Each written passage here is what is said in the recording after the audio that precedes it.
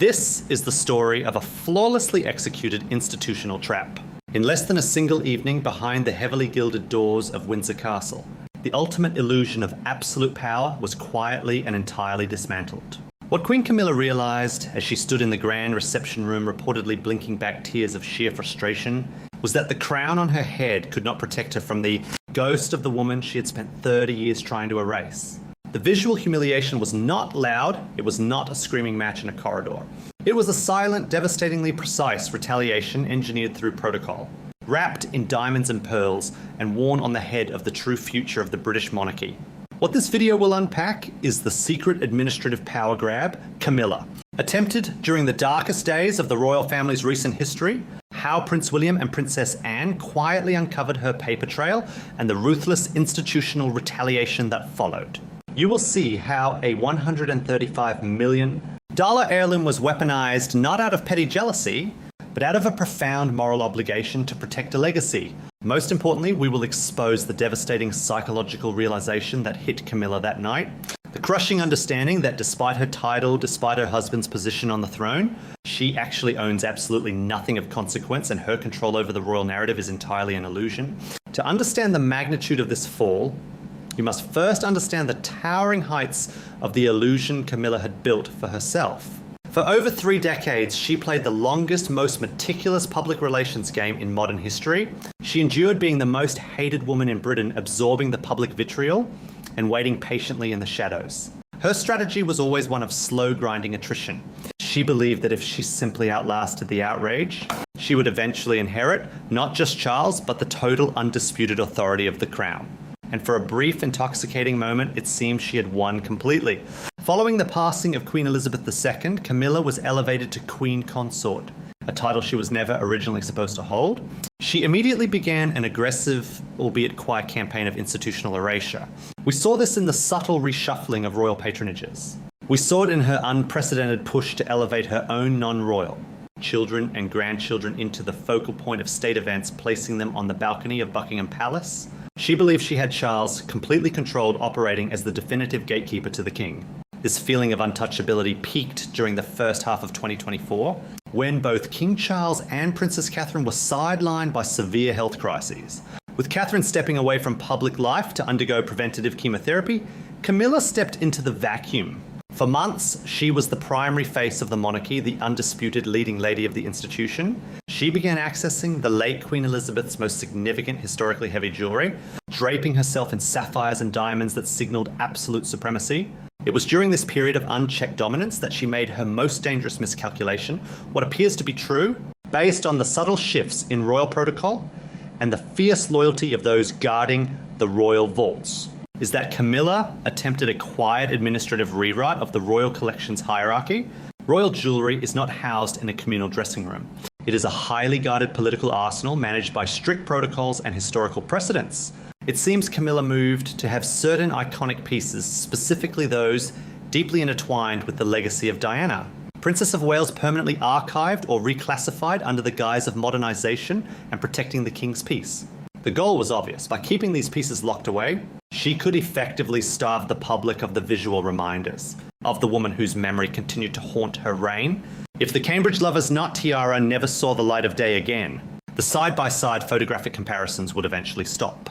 Camilla's own narrative would finally reign supreme without the shadow of the People's Princess looming over every state banquet.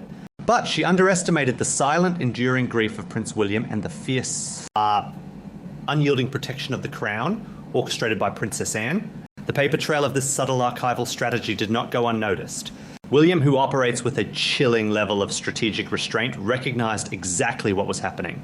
This was not merely an attack on his wife's wardrobe choices. It was an institutional erasure of his mother's legacy. It was a direct threat to the emotional core of his future reign. William and Catherine did not leak complaints to the press. They did not demand a summit with the king. They simply waited for the perfect moment to execute a visual checkmate that would leave Camilla entirely paralyzed by protocol. The trap snapped shut on March 18th, 2026. The occasion was the Nigerian state banquet at Windsor Castle. It was a night of immense diplomatic importance requiring the highest level of royal regalia. Crucially, that date also marked Mother's Day in the United Kingdom. That detail matters profoundly. It is where the story changes from a simple fashion moment into a forensic dismantling of Camilla's authority. Camilla arrived early, determined to dominate the visual narrative. She was dripping in the late Queen's Belgian sapphire tiara, layered with Cartier bracelets from the Queen Mother's collection, and a diamond serpent necklace from her own aristocratic lineage. She looked exactly as she intended, like the untouchable apex of the British class system. But then the doors opened for the Prince and Princess of Wales. Catherine did not just walk into the room. She arrived as a conquering force, wearing a spectacular Givenchy gown and, resting perfectly on her head, the Cambridge Lover's Knot tiara, the $135 million masterpiece of diamonds and dangling Baroque pearls, the exact tiara that Diana had made globally famous, and the exact piece Camilla had allegedly hoped would never cast its shadow again. The atmosphere in the room reportedly plummeted to absolute zero. This was not a coincidence. Catherine, who has access to an entire vault of breathtaking historical pieces, specifically chose the Lover's Knot on Mother's Day. In the presence of the woman who had caused her late mother-in-law so much agony, it was a deliberate, perfectly calculated strike. Every time those heavy pearl drops swayed as Catherine greeted the dignitaries, they were ringing a death knell for Camilla's illusion of control. The choice of the tiara signaled that William and Catherine would not allow Diana's memory to be locked in a vault for the comfort of the king's wife. Why this hit Camilla so hard was the absolute inability for her to fight back. She could not scream. She could not reprimand Catherine. Catherine had broken no rules. The Lover's Knot belonged to the title of the Princess of Wales, a title Catherine now held with flawless dignity. Catherine was merely fulfilling her duty, wearing the uniform of her rank. But the moral outrage, the sheer audacity of Catherine weaponizing that specific tiara on that specific day, shattered Camilla's composure. The reported tears in the back rooms of Windsor were not born of simple sadness. They were the frantic, desperate tears of a woman, realizing that she had been entirely outmaneuvered by a younger, vastly more popular rival, but the true devastation was yet to come. As the tension in the room thickened, Camilla did what she had done for 30 years whenever she was backed into a corner. She looked toward Charles for intervention. She looked for the king to assert his authority, to somehow pull rank and shield her from the overwhelming visual dominance of his son's wife. But as she caught his eye across the glittering room, she was met with something that would forever alter the trajectory of her remaining years in the monarchy. What Camilla met across that grand room was the devastating silence of a king who had just calculated the odds and chosen the survival of the institution over the pride of his wife. Charles did not intervene. He did not signal for his aides to address the situation. He simply looked at Camilla, his expression reportedly unreadable, and then turned his attention back to the visiting dignitaries. In that single fleeting moment of averted eye contact, the ultimate emotional betrayal was cemented. For 30 years, Charles had fought the entire British establishment to legitimize Camilla, demanding she be accepted, demanding she be crowned. But when faced with the absolute undeniable and perfectly protocol-compliant power of his son and daughter-in-law, Charles folded. He knew with the cold clarity of a monarch that he is a transitional king. He cannot afford a public or private war with the Prince and Princess of Wales, because they are the sole entities keeping the modern monarchy relevant. By choosing silence, Charles silently authorized Catherine's visual dominance, leaving Camilla entirely exposed to the reality of her position. That reality is rooted in what can only be described as commercial desperation. The illusion of Camilla's absolute power shatters the moment you look at the balance sheets and the property deeds. Despite the towering crown on her head and the historical sapphires around her neck, Queen Camilla actually owns none of it. She does not own the royal vaults. She does not own the palaces she sleeps in. And most terrifyingly, for someone in her position, she does not control the sovereign wealth that dictates the family's true leverage. When Queen Elizabeth died, the vast billion-dollar real estate empire known as the Duchy of Cornwall transferred immediately and irreversibly to Prince William. William is now the largest private landowner in the royal family.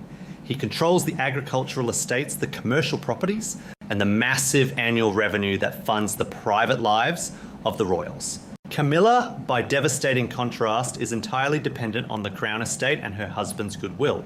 This financial and structural reality is why the Lover's Knot tiara was such a lethal psychological weapon.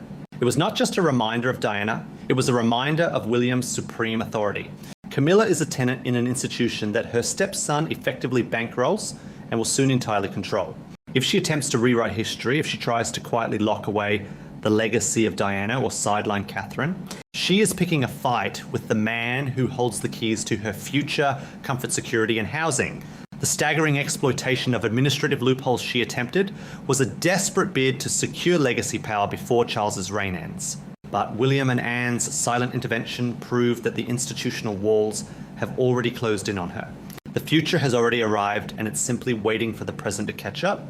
This is where the story of Catherine taking her rightful place becomes profoundly compelling. Catherine has spent 15 years in the royal family, executing a masterclass in uncomplaining sacrifice. She endured the invasive press, the relentless comparisons, and the early dismissals of her background. She watched as Camilla maneuvered through the palace, taking up the space that should have belonged to William's mother. Yet Catherine never once engaged in petty warfare. She understood that true institutional power does not need to shout. It speaks through endurance, through duty, and when the time is right, through the flawless execution of protocol. When she stood in St. George's Hall, wearing the lover's knot, she was not just honouring a mother-in-law she never met. She was physically manifesting the restoration of the rightful royal order. The heavy teardrop pearls of that tiara carry the weight of everything Diana suffered. But on Catherine's head, they have been transformed from symbols of tragedy into instruments of authority. Every subtle shift in the palace dynamics now points toward this new reality. Notice how the portraits in the background of official photographs are carefully curated. Notice how access to certain residential wings has been quietly restructured. Notice how William is increasingly taking point on global diplomatic missions. The appearance of the lover's knot was the visual confirmation of a transfer of power that has already happened behind closed doors. Camilla may retain the title of Queen, but the era of William and Catherine has fundamentally begun. This story resonates far beyond the gilded walls of Windsor Castle because it is a universal study in power patience and the impossibility of outrunning the truth. Camilla spent a lifetime trying to override a legacy that was cemented in the hearts of the global public. She achieved the highest rank possible only to discover that titles cannot buy historical legitimacy. The institutional retaliation she faced was so effective precisely because it required no malice, only the cold, unyielding application of reality. William and Catherine did not have to destroy Camilla. They simply had to remind her that she does not own the stage she is standing on. As the royal family moves forward, these visual cues will only become more significant. The jewellery, the protocol, the side doors, and the seating arrangements are all pieces on a grand chessboard. And the Prince and Princess of Wales are currently playing several moves ahead. The illusion of absolute power has been replaced by the quiet, undeniable certainty of the new royal order. Thank you for watching. If you found this forensic analysis of royal dynamics insightful, please subscribe to the channel, like this video, and let me know in the comments how you interpret Catherine's use of royal protocol. I will see you in the next breakdown.